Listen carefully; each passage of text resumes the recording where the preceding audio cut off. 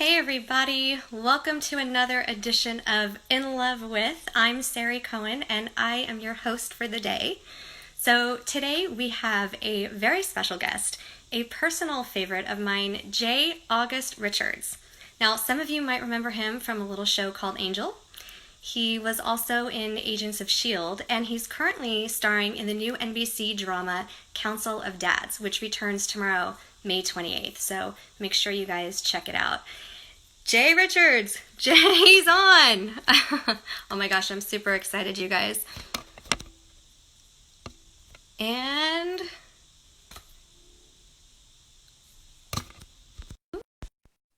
we're live. Hello? This is always the fun part.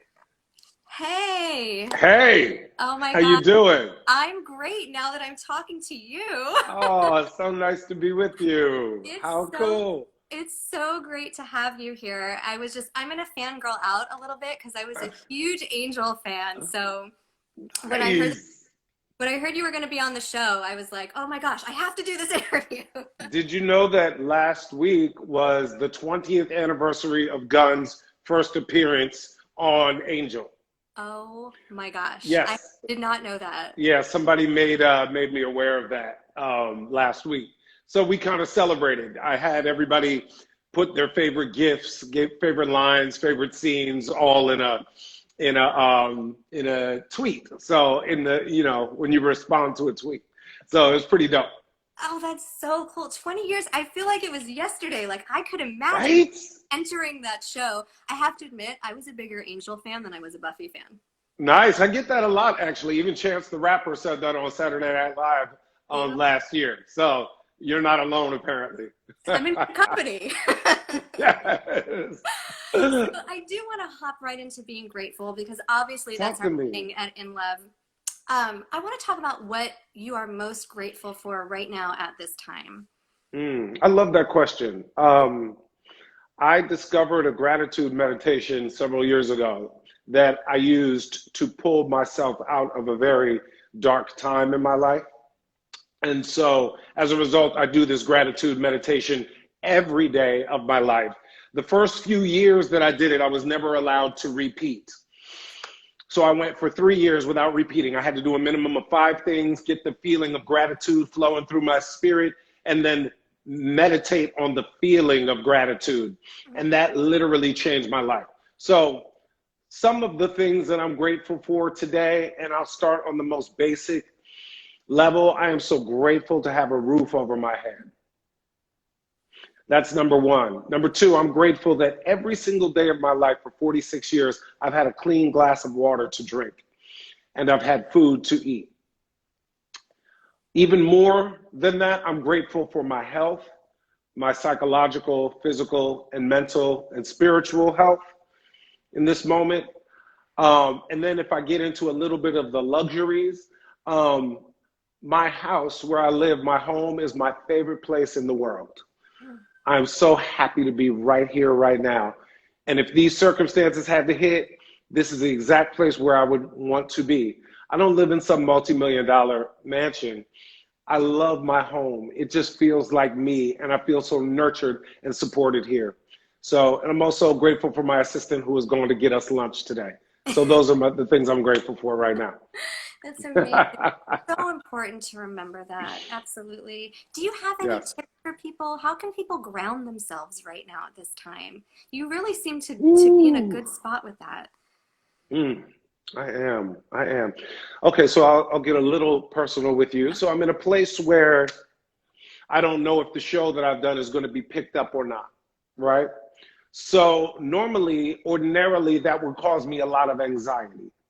But the way that I've tried to ignore the ratings, the numbers, doing all that stuff, because for me, the experience of being in isolation on lockdown, the way that it manifests itself is that everything is magnified. Every emotion, every circumstance, every situation is put on a 10, right? So as a result, I decided that I wouldn't even look at the ratings and just flow through the experience and just wait to hear the news. Unfortunately, I was made aware of the ratings, which honestly are not that great. So what I realize, though, is that under these circumstances, we are all living in a space of uncertainty. So the show getting picked up or not, I think. Yeah.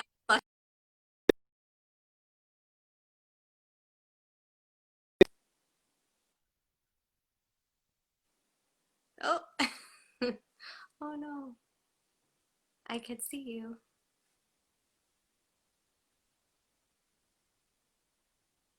Oh, so many.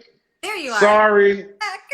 You got me now or no? I got you. Yes. Yeah. Okay, sorry about that. Oh, you're fine. I don't know what that was. I don't know what that was. But anyway, long story short, you know, nobody knows anything about anything that is coming next. You know, we might think that we're going back to work in September or October, but we don't know that for certain. The show could get picked up and we don't go back to it for a year or 2 years, if ever. Nobody knows anything that's happening with anything. So I'm just leaning into the uncertainty and being okay with whatever the universe dishes out. That is beautiful advice. I'm right there with you as an entertainment reporter, being used to being on the carpet and living in that world. It's the same thing. And you're right. You just have to lean into it and let the universe guide you to where we're all going to be. I mean, everybody's kind of on their own journey. I do want to get into your character. Exactly. I've been watching the show. Fantastic. You are phenomenal. Thank you. You are outstanding in this. Talk to me first about auditioning for the role and what it means to you to have gotten this role. You know, a long time ago, I learned not to fall in love with characters at the audition stage because there's really no certainty about whether you could do the best job. Again, we're talking about uncertainty, right? And being an actor is a large part of being an actor is embracing uncertainty. So I try not to fall in love with characters before I get them. But there was a part of me that was falling in love with this character. And the way that I know that is that before I went in to read for the part, I was uncharacteristically nervous. And I get nervous, but I was at I'm gonna blow it level of nervous. And I realize now, a year later, 2 years later, year and a half later, that it was because I wasn't being honest with myself about how bad I wanted it. So fortunately, I was able to talk myself off the ledge, so to speak, and just grounded myself back in the fact that, this piece is all about love. And really, it doesn't matter if one word that comes out of your mouth is correct or not. As long as you can communicate that you love the person that you're reading with, you will make an impression. So all I did was just try to find something to love about the casting director who I was reading with. Her name is Veronica Rooney, and she's incredibly lovable. And I thought about all the people in her life who must love her. And I just imagined that I was in her life. And so we did the scene together, and it was beautiful. And a week later, I had the part, fortunately. So it's so good. I mean, and like I said, I've been watching it. So it deals with so many issues. It's so layered. It's not just about life or death, but there are just a layer. There's a layer to it all. How do you prepare for that kind of stuff when you're stepping onto set? What is that like? Man, that is such a good question. Again, I just think about the character. I think about who he is and what he wants. And my character wants more than anything just to be a great father. Because, I find that each of our definition of what a great parent is really defined by what our own parents were like. So Oliver's father was kind of distant and removed and didn't accept him fully for who he is. So Oliver's worst nightmare would be for his kid or the kids in his life to feel judged by him. So I just think about what this guy wants, and I try to live in that point of view and just listen and trust. And, acting with Sarah Wayne Callies makes it very easy because she's so present. And honestly, I feel like I've done some of the best work of my life with her. We're very similar in terms of how we approach the work, and we just have a great vibe going between us as friends. We trust each other, and we're really open with one another. So that's how I approach it. Yeah, I could see Yeah, it. It plays on thank screen. you. Yeah, it's really great. We've got the character work is so interesting to hear about. Yeah, it really is. I mean, I'm Nice. totally involved in these characters, and like I said, I particularly love seeing you in this role. Thank Um, you. so I want to backtrack a little bit. Obviously, Yes. because I'm super excited. 20 years. Oh my gosh. Yeah. I mean, obviously you still keep in touch with people. I mean, I would imagine. What are the I do. relationships like these days with who were you working with then?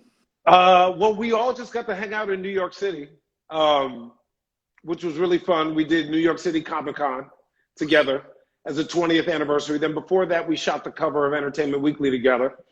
I've been to their weddings, their houses, they watched their kids be born. They've, been in and out of my life in various stages and, with my evolution and been in and out of my life as well. Same with Joss, who's a really wonderful friend and somebody that I really admire, respect, and love. And yeah, so in New York, we had a wonderful time. It was great being with everybody again. I've been, because I did the thing the other day where people were sending me their favorite scenes and gifts, really it is now 20 years later that I really look back on it and go, wow, I did a really great job. I didn't feel that way beforehand. I was like, I was treading water. I did the best that I could. But I look back on it, I'm like, man, you were really playing a character. I was playing a Cat Richter in that piece. And sometimes I watch it and I go, it doesn't resemble me at all. And my friends and family used to always criticize my work and say, that's not you. That's not you. Meaning I wasn't being myself on camera. But what they don't understand is I'm not trying to be myself on camera. I always get really offended when lately people have been saying, oh, well, I watched you on Agents of S.H.I.E.L.D. I didn't know you were gay. You weren't supposed to know I was gay because that character wasn't gay. So why would you think you're supposed to know what I'm doing? Right. So, yeah. Absolutely. And I mean, the character is so beloved, which is really cool because you've been able to tap into multiple fandoms. Speaking of Comic-Con and stuff like Yeah. that, between Angel and Agents of S.H.I.E.L.D., how are the fans different from those two worlds? From Angel and Agents of S.H.I.E.L.D.? Yeah. I'll tell you this is the only distinction I can find with these two fan bases, is that when I go to a convention, oftentimes a family will approach and the parents will say, we know you from Angel, but the kids know you from S.H.I.E.L.D. And that's, to me, one of the highest compliments you can pay me. That's That really I'm cool. multi-generational. That's really cool. That's a testament to all of your work. Looking Yeah. back and kind of seeing your evolution, that's just like that's really awesome. What's Right. the wildest thing a fan has ever said to you or done? Oh, well, for certain, the wildest thing a fan ever did was one of my first conventions that I ever went to. This guy came up to the table and plopped a switchblade down on the table in front of me. Oh, And I got up and I ended the entire thing. And the promoters were like, oh, we know that guy. He comes to all of our conventions and blah, blah, blah, blah, blah. And I was like, I'm not the one. If you knew that he was going to do that or you know him or whatever, no one is ever going to put a switchblade in front of me on a table. This thing is over. And that's the craziest thing. He thought he was being funny. He thought he was being whatever. But, sometimes people don't put themselves in the shoes of the talent, which is that I'm in a strange country. I'm by myself for the most part. So that was easily the strangest thing anyone's ever done. yeah, Yeah. that Comic-Con world, that convention world is like you Other have than that, it's very lovely. Other than that, the yeah, people are awesome. They're very welcoming and warm. And what I love about that world and that environment is that they embrace everyone, no matter yeah, who you are in the world, no matter who you are. They embrace and accept people that, the outside world has trouble embracing. So yeah. I love that world. It's very inclusive. Absolutely. We have Yeah. a, I want to get to a question or two. I'm sure you've heard this one before. What's your favorite line or scene from Angel? Somebody lately, people brought it to my attention that when Gunn says never quit, never surrender, that was a mantra for them. And I like that. So I'll go with that. That's a good Yeah. one. Yeah. Do you still practice your vampire slaying moves? Do you still have occasion for that? Um, hold on one second. Stay right there. Stay right there. I might know a little something. I might know a little thing or two about What? slaying vampires Oh my gosh. here and there. That is awesome. The axe. I might still have a little something in me. Fortunately, it was in the coat closet right there. So I love that you back pocket. You're like, oh yeah, carry this around all the time. Just in case, you know. That is so Always ready, baby. Always ready. cool. Listen, I thought that you had this one moment with your character in Council of Dads where you're practicing some football moves, but you do it in the way of like zombies. And I thought that was Yes. so cool. That was such a nod to like, Well, I feel like it was more of a nod to Sarah from The Walking Dead because I uh-huh. talked to the producers after I saw the scene. I was like, why couldn't we have made that vampires? That would have been cooler for my fans. They would have loved it if it was like me running from vampires. But hey, zombies works just as good.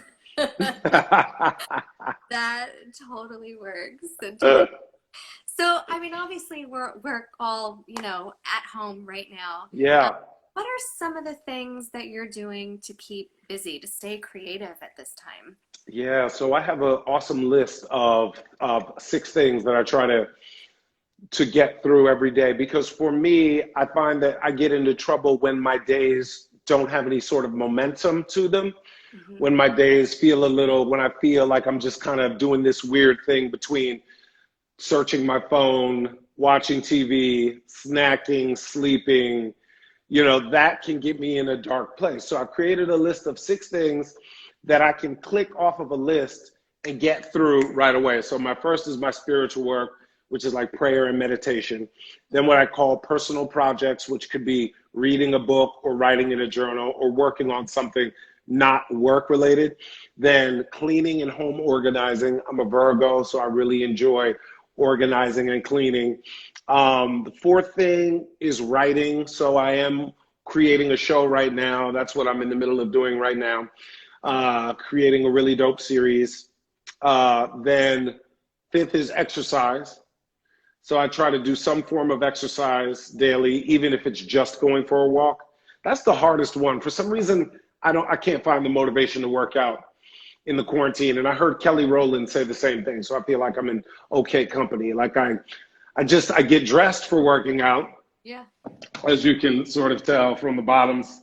I have Oh, on love shorts because I was trying to work out. But I miss that one oftentimes. And then what did I miss? Then the last thing is admin, which is my favorite. Admin, which is like administration. Like that's either like paying bills, filing, doing something like that. So I try to click through those 6 things. I never make it through all 6 in a day, but by the time I'm on 4 or 5, the day is almost over, and I feel like I had a flow to my day. So yeah. yeah, I'm totally with you. And I think it's really important to not judge where you're at either. exactly. That's Yeah. very important. Yeah. Yes. Yeah. Yeah. It's a ride. I keep using the example of like we're all in the same ocean, but we're Yeah. in different boats. Right. So, you know, Right. everybody's got their own way, but I'm totally with you on that. I love I love how you're prep. It's all in the thought. You're prepped for the gym. Maybe Yep. it'll work out, maybe you won't, but you're okay either way. Yep. Working Yeah. on you. But I've also learned how to just wrap my arms around this situation. Like I was fighting it for a long time. Yeah. But now, now I'm just wrapping my arms around it and making the most of it and realizing that I still have the power to choose the way that I feel about where we're at right now. So as long as I maintain that power, like, look, I've turned the fact that I can't get a haircut into a fun challenge for myself. I want to see how long my hair can grow. So I've just turned it into a fun little challenge for myself. Somebody just said you had hair. There was somebody who was like, ah. Yeah.